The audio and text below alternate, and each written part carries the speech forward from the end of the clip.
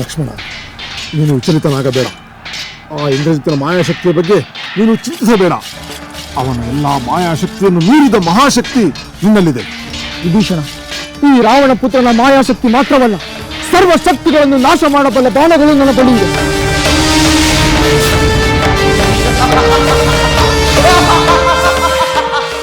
ಲಕ್ಷ್ಮಣ, ಅದಕ್ಕೆ ಮೊದಲು ನನ್ನ ಬಾಣಗಳು ನಿನ್ನನ್ನು ಹೇಗೆ ಕೊಲ್ಲುತ್ತವೆಂಬುದನ್ನು ನೋಡು ಲಕ್ಷ್ಮಣ.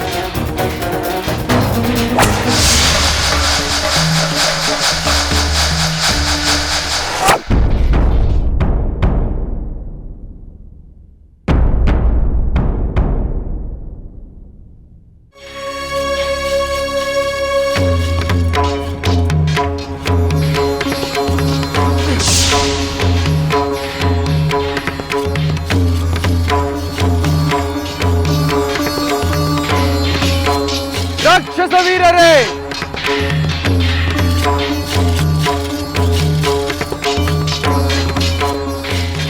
ರಾಕ್ಷಸ ವೀರರೇ, ನಾನೀಗ ಲಂಕೆಗೆ ಹೋಗಿ ಸಾರಥಿ ಮತ್ತು ಹೊಸ ರಥದೊಂದಿಗೆ ಬರುತ್ತೇನೆ.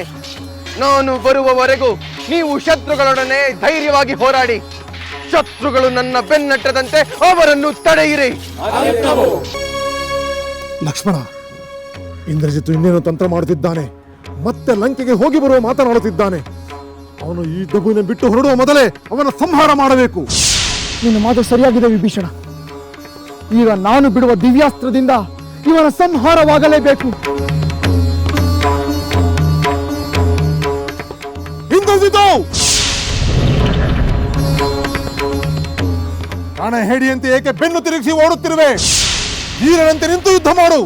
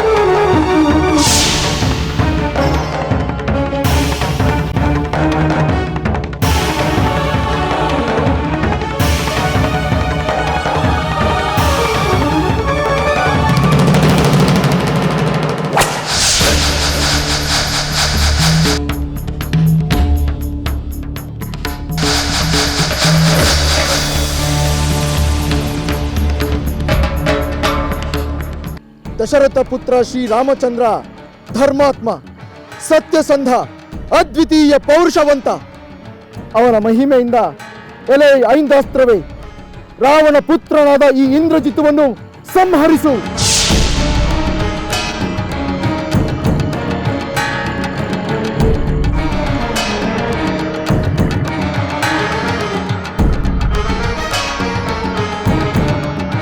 ಜೈ ಶ್ರೀರಾಮ್.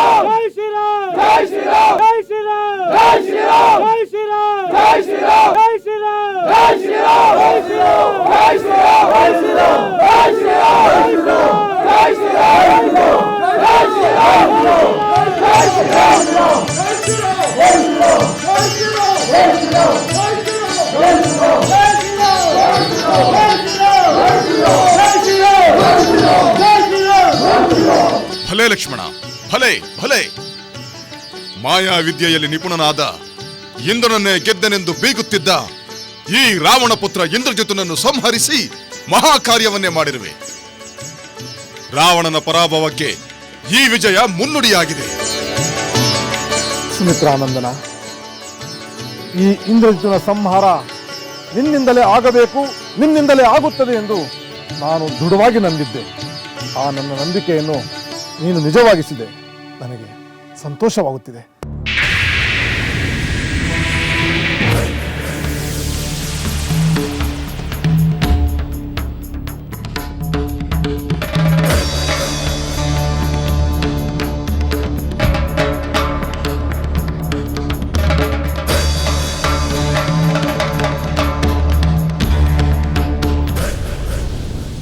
ಯುವರಾಣಿ, ಯುವರಾಣಿ, ರಣರಂಗದಲ್ಲಿ ನಮ್ಮ ರಾಕ್ಷಸ ಸೈನ್ಯ ದಿಕ್ಕಾಪಾಲಾಗಿ ಓಡುತ್ತಿದೆಯಂತೆ. ಏನು, ವಾನರ ಸೈನ್ಯ ಜಯಕಾರ ಮಾಡುತ್ತಾ ಕುಣಿದು ಕುಪ್ಪಳಿಸುತ್ತಿದೆಯಂತೆ. ಏನೋ ಅನಾಹುತವಾಗಿರಬೇಕು. ನಾನು ಹೋಗಿ ತಿಳಿದು ಬರುತ್ತೇನೆ.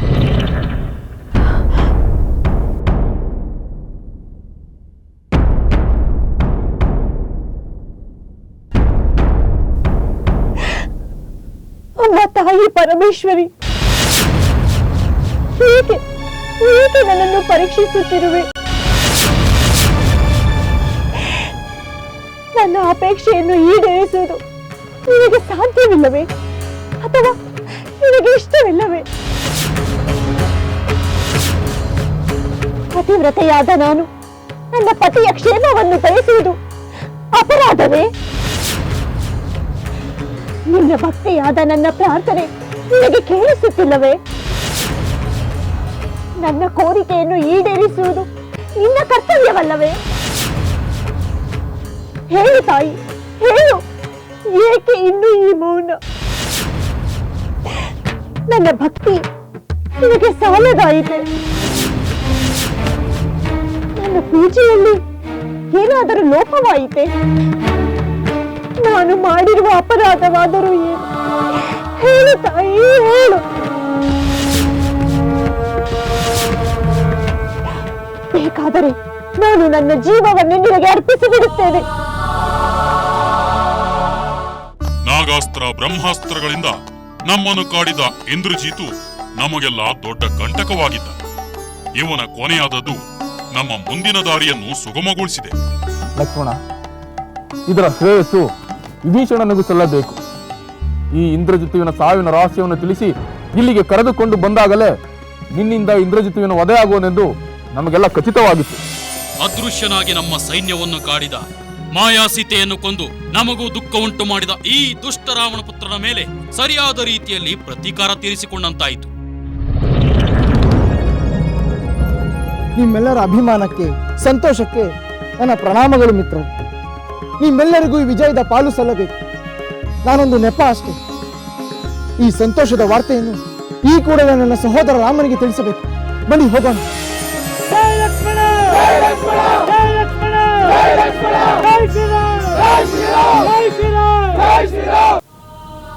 ಪರಮೇಶ್ವರಿ, ನನ್ನ ಬದುಕು ಸಾವು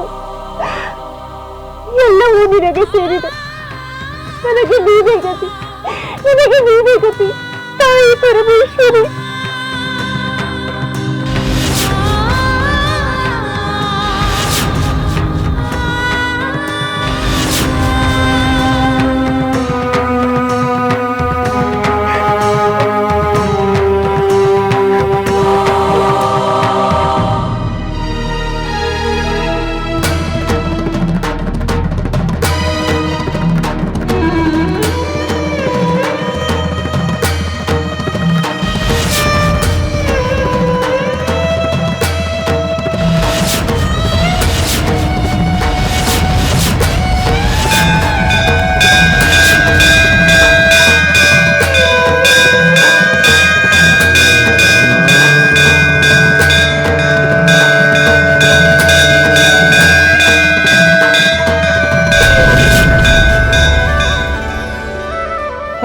ಶಿರೋಮಣಿ ಸುಲೋಚನ, ಶಾಂತಳಾಗು.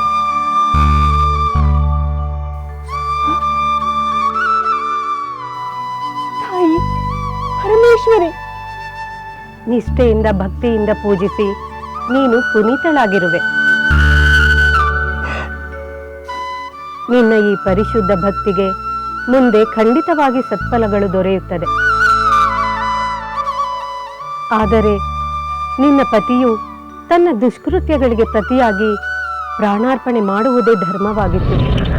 ಧರ್ಮಕ್ಕೆ ಜಯ ಸಿಗಬೇಕಾದರೆ ಅವನ ವಧೆ ಅನಿವಾರ್ಯವಾಗಿತ್ತು.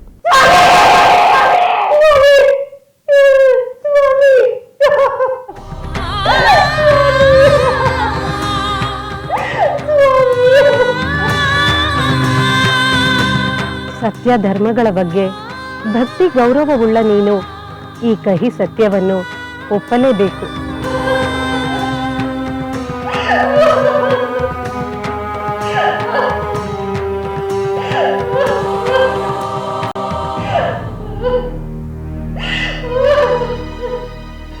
ನೀನು ನಿನ್ನ ಪತಿಗಾಗಿ ಮಾಡಿದ ಕಠೋರ ವ್ರತೋಪಾಸನೆಗಳು ಮುಂದೆ ನಿನಗೆ ಮಹಾಪತಿವ್ರತೆ ಎಂಬ ಅಪಾರ ಕೀರ್ತಿಯನ್ನು ತಂದುಕೊಡುತ್ತದೆ. ನಿನ್ನ ಪತಿಯ ಸಂಬಂಧದ ಅಂತಿಮ ಋಣವನ್ನು ತೀರಿಸಲು ನೀನು ಇಲ್ಲಿಂದ ಹೊರಡು. ಆಗಲಿ ತಾಯಿ, ಆಗಲಿ.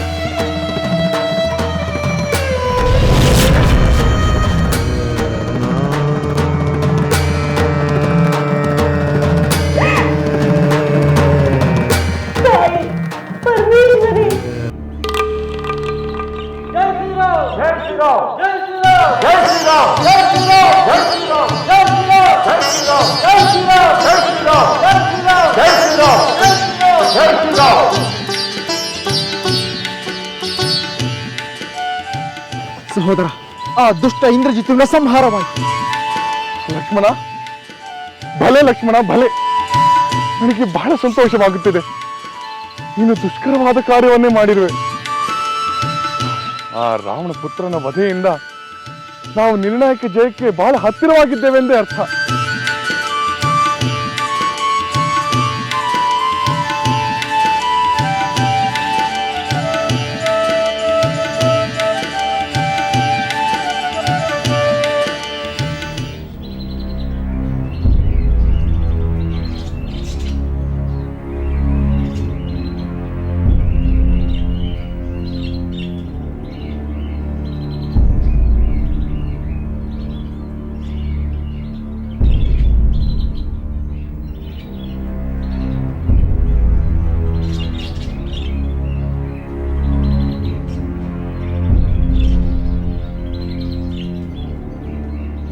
ಲಕ್ಷ್ಮಣ,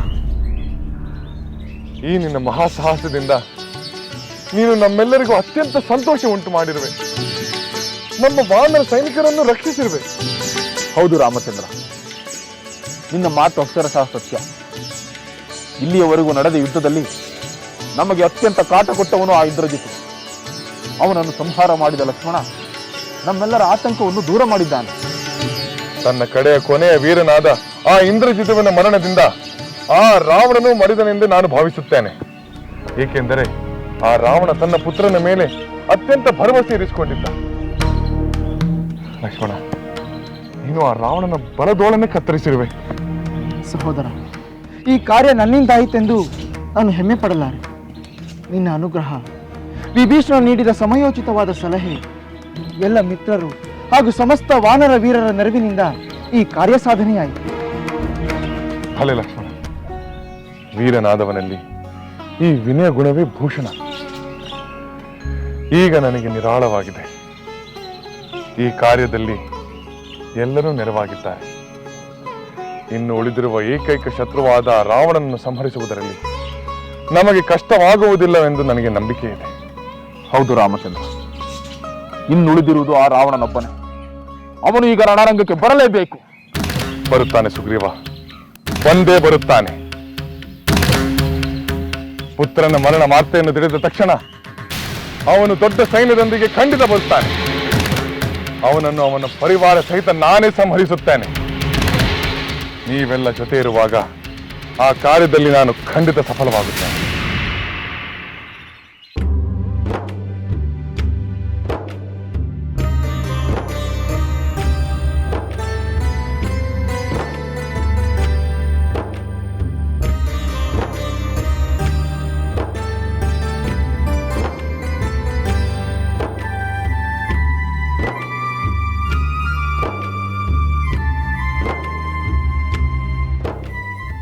ಪ್ರಣಾಮಗಳು ಮಹಾಪ್ರಭು. ದೂತ, ನೀನು ಯುದ್ಧರಂಗದಿಂದ ಬರುತ್ತಿರುವೆಯಾ? ಹೌದು ಪ್ರಭು. ನನ್ನ ಪುತ್ರನ ವಿಜಯದ ವಾರ್ತೆಯನ್ನು ತಂದಿರುವೆಯಾ? ಇಲ್ಲ ಪ್ರಭು. ಏಕೆ? ಅಲ್ಲಿ ಯುದ್ಧ ನಡೆಯುತ್ತಿಲ್ಲವೇ? ಇಲ್ಲ ಪ್ರಭು, ಯುದ್ಧ ನಡೆಯುತ್ತಿಲ್ಲ. ಯುದ್ಧ ನಡೆಯುತ್ತಿಲ್ಲವೆಂದರೆ ಲಕ್ಷ್ಮಣನು ಪರಾಭವಗೊಂಡಿರಬೇಕು. ಇಲ್ಲ ಪ್ರಭು, ಲಕ್ಷ್ಮಣ ಪರಾಭವಗೊಂಡಿಲ್ಲ. ಆದರೆ ಏನು? ಅಲ್ಲಿ ಏನು ನಡೆಯುತ್ತಿನ್ನು ಬೇಗ ಹೇಳು ಪ್ರಭು.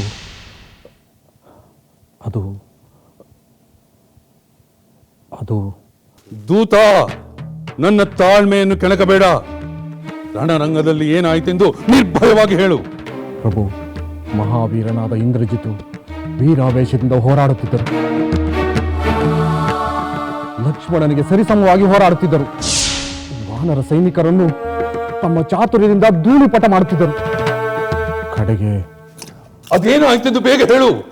ಪ್ರಭು, ಲಕ್ಷ್ಮಣನ ಹೊಳೆಯುವ ಒಂದು ದಿವ್ಯಾಸ್ತ್ರ ಮಿಂಚಿನ ವೇಗದಲ್ಲಿ ಬಂದು ನಿಮ್ಮ ಪುತ್ರನ ಶಿರಚ್ಛೇದವನ್ನು ಮಾಡಿಬಿಟ್ಟಿತು ಪ್ರಭು. ಶಿರಚ್ಛೇದವನ್ನು ಮಾಡಿಬಿಟ್ಟಿತು.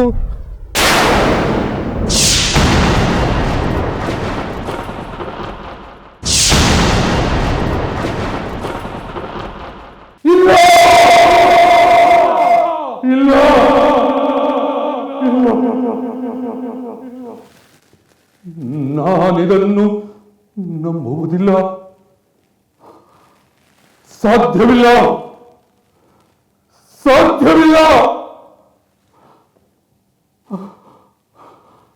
ಇಂದ್ರನನ್ನೇ ಗೆದ್ದ ನನ್ನ ಪುತ್ರ ಇಂದ್ರಜಿತು ಸಾಮಾನ್ಯ ಮಾನವನಾದ ಲಕ್ಷ್ಮಣನಿಂದ ಸಾಯುವುದೇ? ಸಾಧ್ಯವಿಲ್ಲ. ನಾನಿದನ್ನು ನಂಬುವುದಿಲ್ಲ.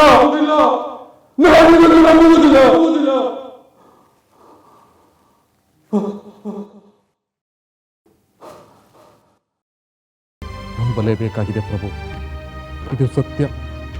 ಯುವರಾಜರ ಅವಸಾನವಾಗಿ ಹೋಯಿತು. ಈ ದುಃಖದ ವಾರ್ತೆಯನ್ನು ಹೇಳುವ ದುರಾದೃಷ್ಟ ನನ್ನದಾಯಿತು ಪ್ರಭು, ನನ್ನದಾಯಿತು. ನನ್ನನ್ನು ಕ್ಷಮಿಸಿಬಿಡಿ ಮಹಾಪ್ರಭು, ಕ್ಷಮಿಸಿಬಿಡಿ.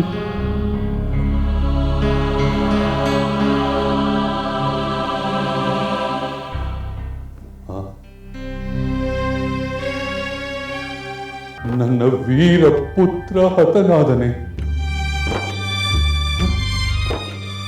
ವೀರಾಧಿವೀರ ರಾಕ್ಷಸ ಕುಲಭೂಷಣನಾದ ಮೇಘನಾದ ಹತನಾದನೆ. ಇಂದ್ರನನ್ನೇ ಗೆದ್ದು ಇಂದ್ರಜಿತು ಎಂದು ಲೋಕವಿಖ್ಯಾತನಾಗಿದ್ದ ನನ್ನ ಪುತ್ರ ಒಬ್ಬ ಸಾಮಾನ್ಯ ಮಾನವನ ಬಾಣಕ್ಕೆ ಗುರಿಯಾದನೆ. ಅಯ್ಯೋ ಅಯ್ಯೋ ಪುತ್ರ, ನಾನು ನಿನ್ನನ್ನೇ ನಂಬಿದ್ದೇನೆಂದು ನಿನಗೆ ಗೊತ್ತಿರಲಿಲ್ಲವೇ? ಈ ನರವಾನರರ ಮೇಲೆ ವಿಜಯ ಸಾಧಿಸಲು ನಿನಗೊಬ್ಬರಿಗೆ ಸಾಧ್ಯವೆಂದು ನಾನು ಕಾತರದಿಂದ ಕಾಯುತ್ತಿದ್ದೇನೆಂದು ನಿನಗೆ ತಿಳಿಯಲಿಲ್ಲವೇ ಪುತ್ರ? ಏಕೆ ಹೀಗೆ ಮಾಡಿ ನಿನ್ನ ಕಾರ್ಯ ಪೂರ್ಣ ಮಾಡದೆ ಏಕೆ ಹೊರಟು ಹೋದೆ?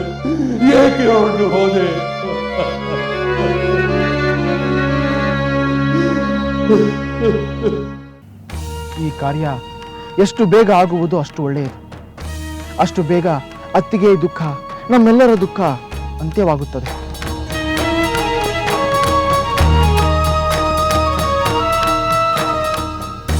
ಪ್ರಿಯ ಸೋದರ, ವಿಜಯ ಸಂಭ್ರಮದಲ್ಲಿ ನಿನಗೆ ಆಗಿರುವ ಗಾಯಗಳ ಬಗ್ಗೆ ನಾನು ಯೋಚಿಸಲೇ ಇಲ್ಲ. ನಿನಗೆ ವಿಶ್ರಾಂತಿ ಮತ್ತೆ ಚಿಕಿತ್ಸೆ ಅಗತ್ಯವಿದೆ. ಸುಷೇಣ, ಅಪ್ಪಣೆ ಮಾಡಿ ಪ್ರಭು. ಸುಷೇಣ, ಬಾಣಗಳಿಂದ ಗಾಯಗೊಂಡಿರುವ ನನ್ನ ಸೋದರನಿಗೆ ಚಿಕಿತ್ಸೆ ಆಗಬೇಕು. ತಕ್ಕ ಉಪಚಾರ ದೊರೆಯಬೇಕು. ಖಂಡಿತ ದೊರೆಯುತ್ತದೆ. ಕೂಡಲೇ ಚಿಕಿತ್ಸೆಯ ವ್ಯವಸ್ಥೆ ಮಾಡುತ್ತೇನೆ. ಲಕ್ಷ್ಮಣ ಮಾತ್ರವಲ್ಲ ಸುಷೇಣ, ವಾನರ ಸೈನ್ಯದಲ್ಲಿ ಗಾಯಗೊಂಡಿರುವ ಎಲ್ಲರಿಗೂ ಸೂಕ್ತ ಚಿಕಿತ್ಸೆ ಆಗಬೇಕು. ಹಾಗೇ ಆಗಲಿ ಪ್ರಭು. ನನ್ನಲ್ಲಿರುವ ದಿವ್ಯ ಔಷಧಿ ಆ ಕೆಲಸ ಮಾಡುತ್ತದೆ. ಲಕ್ಷ್ಮಣ,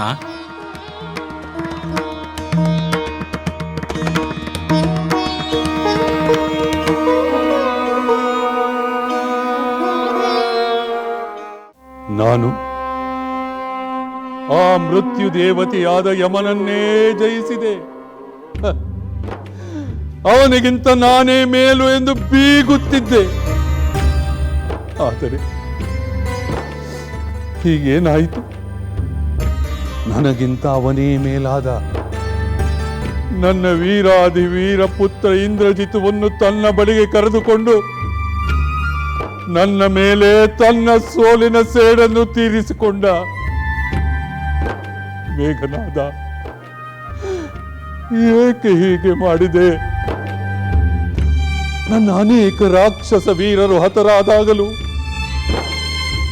ನಾನು ಇಷ್ಟು ಚಿಂತಿಸಲಿಲ್ಲ ಕುಮಾರ. ನನ್ನ ಪ್ರಿಯ ಸೋದರ ಕುಂಭಕರ್ಣ ಹತನಾದಾಗಲೂ ನಾನು ಇಷ್ಟು ದುಃಖಿಸಲಿಲ್ಲ. ನಮ್ಮ ಅಪಾರ ರಾಕ್ಷಸ ಸೈನ್ಯ ನಾಶವಾದರೂ ಲೆಕ್ಕಿಸಲಿಲ್ಲ.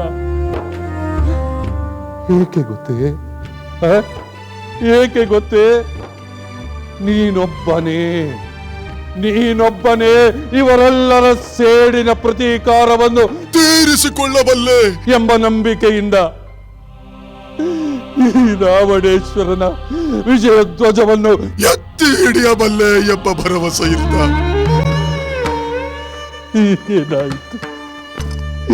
ಹೀಗೇನಾಯಿತು ಕುಮಾರ? ನನ್ನ ನಂಬಿಕೆ ಭರವಸೆಗಳೆಲ್ಲ ಹುಸಿಯಾದವು, ಎಲ್ಲ ಹುಸಿಯಾದವು. ಇದು ನಿನಗೆ ನ್ಯಾಯವೇ? ಹೇಳು ಕುಮಾರ, ಇದು ನಿನಗೆ ನ್ಯಾಯವೇ? ಇದು ನಿನಗೆ ನ್ಯಾಯವೇ?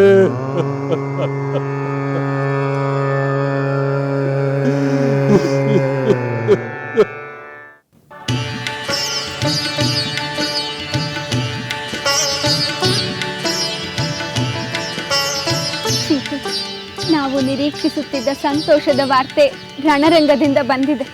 ಅಂದರೆ ಆ ಇಂದ್ರಜಿತು ಪರಾಭವಗೊಂಡನೆ? ಪರಾಭವಗೊಳ್ಳುವುದೇನು, ಅವನು ಲಕ್ಷ್ಮಣನ ಬಾಣಕ್ಕೆ ಬಲಿಯಾಗಿ ಹೋದ. ಹೌದೇ? ಆ ಮಾಯಾವಿದ್ಯಾ ಪ್ರವೀಣ, ಆ ರಾವಣನ ಪುತ್ರ ಹತನಾದನೆ? ಹೌದು ಸೀತೆ, ಇಂದ್ರಜಿತು ಮರಣ ಹೊಂದಿದ. ದೇವತೆಗಳು ಲಕ್ಷ್ಮಣನ ಮೇಲೆ ಪುಷ್ಪವೃಷ್ಟಿ ಕರೆದು ಅಭಿನಂದಿಸಿದರು. ಈ ವಿಷಯವನ್ನು ತಿಳಿದು ರಾಮಚಂದ್ರ ತನ್ನ ಸೋದರನನ್ನು ಅಭಿಮಾನದಿಂದ ಹೊಗಳಿದ. ಅಂದ ಮೇಲೆ ಆ ರಾವಣನ ಸಂಹಾರಕ್ಕೆ ಇದ್ದ ಒಂದು ಅಡ್ಡಿ ನಿವಾರಣೆಯಾದಂತಾಯಿತು. ಹೌದು ಸೀತೆ, ಅಡ್ಡಿ ನಿವಾರಣೆಯಾಯಿತು. ಅವನ ದುಷ್ಟತನಕ್ಕೆ ತಕ್ಕ ಶಾಸ್ತಿಯಾಯಿತು. ಆದರೆ ನಿರಪರಾಧಿಯಾದ ಪತಿವ್ರತೆಯಾದ ಅವನ ಪತ್ನಿ ಸುಲೋಚನೆಯ ಸಂಕಟವನ್ನು ಕಂಡು ವಿಷಾದವಾಗುತ್ತದೆ. ಅವಳು ನೋವು ಪಡುವುದನ್ನು ಊಹಿಸಿಕೊಂಡರೂ ಪರುಕವಾಗುತ್ತದೆ. ಪತಿ ಅಧರ್ಮಿಯಾದರೆ ಪತ್ನಿಗೆ ದುಃಖ ತಪ್ಪಿದ್ದಲ್ಲ ತ್ರಿಜಟೆ. ಆ ಕಾರ್ಯ, ಕಾರಣ, ಸಂಬಂಧಗಳನ್ನು ಅವಳು ಅರ್ಥ ಮಾಡಿಕೊಳ್ಳುತ್ತಾಳೆ. ಆದರೆ ಅವಳು ತನ್ನ ಸದ್ಗುಣಗಳಿಗೆ ತಕ್ಕ ಸತ್ಫಲವನ್ನು, ಕೀರ್ತಿಯನ್ನು ಖಂಡಿತ ಪಡೆಯುತ್ತಾಳೆ. ಆದರೆ ಅತ್ಯಂತ ಪ್ರೀತಿ ಪಾತ್ರನಾದ ಪುತ್ರನನ್ನು ಕಳೆದುಕೊಂಡ ಆ ರಾವಣನ ಆಕ್ರೋಶವಂತೂ ಮಿತಿ ಮೀರುವುದು ಸತ್ಯ. ಮಿತಿ ಮೀರಲಿ. ಅವನು ಬೇಗ ನನ್ನ ಸ್ವಾಮಿಯೊಡನೆ ಯುದ್ಧಕ್ಕೆ ಬರಲಿ. ಈ ಯುದ್ಧ ಬೇಗನೆ ಕೊನೆಯಾಗಲಿ. ನಿನ್ನ ಮಾತು ಸರಿ. ಬಹುಶಃ ಇನ್ನು ಹೆಚ್ಚು ತಡೆಯಾಗದು. ಯುದ್ಧ ಮುಗಿದು ನಿನ್ನ ಈ ವಿಯೋಗದ ದುಃಖ ಕೊನೆಯಾಗುತ್ತದೆ. ಮೊದಲು ಪುತ್ರವಧೆಯ ವಾರ್ತೆ ಆ ರಾವಣನನ್ನು ಮುಟ್ಟಬೇಕು.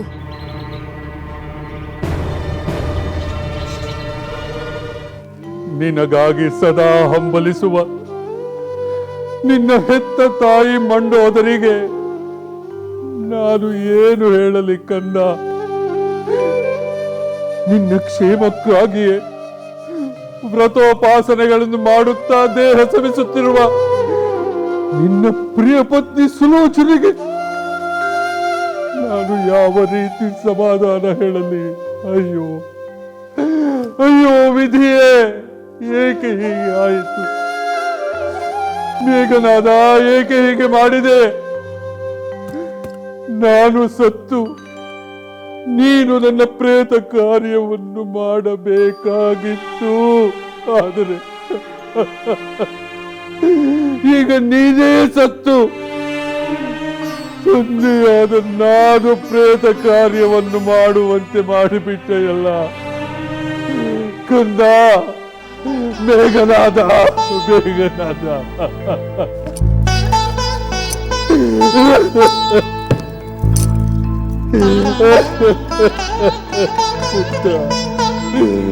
ಪುತ್ರ ಏಕೆ ಹೀಗೆ ಮಾಡಿದೆ?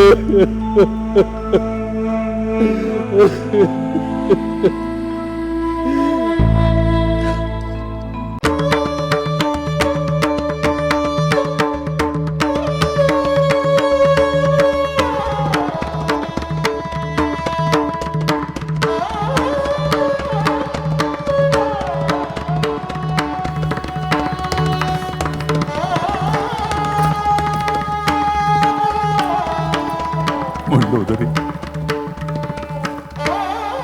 ಕೇಳಿದೆ, ನಾನು ಯಾವ ವಿಷಯವನ್ನು ಕೇಳಬಾರದು ಎಂದುಕೊಂಡಿದ್ದನೋ ಅಂತ ಒಂದು ಭಯಾನಕವಾದ ವಿಷಯವನ್ನು ಕೇಳಿದೆಯ. ನಮ್ಮ ಪುತ್ರ ಇಂದ್ರಜಿತು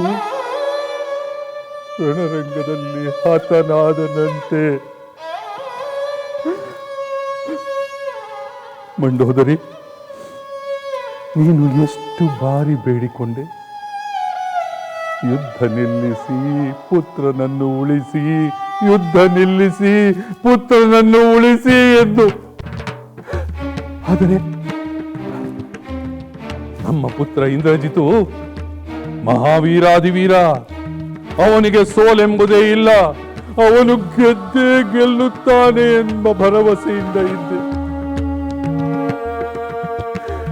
ನನ್ನನ್ನು ಕ್ಷಮಿಸು ಮಂಡೋದರಿ, ನನ್ನನ್ನು ಕ್ಷಮಿಸು. ನನ್ನ ಪುತ್ರನ ಸಾವಿಗೆ ನಾನೇ ಕಾರಣನಾದೆ, ನಾನೇ ಕಾರಣನಾದೆ.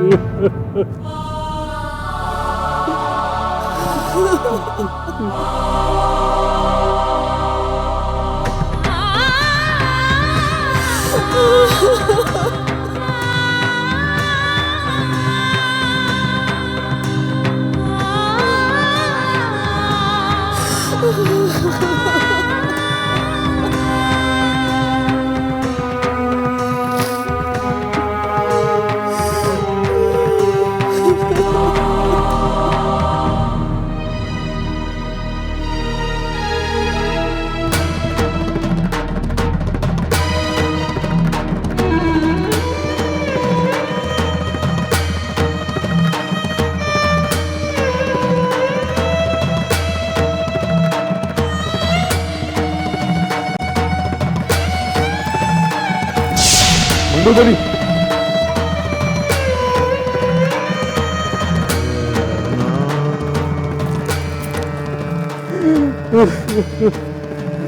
ಪುತ್ರ ಇಂದ್ರಜಿತು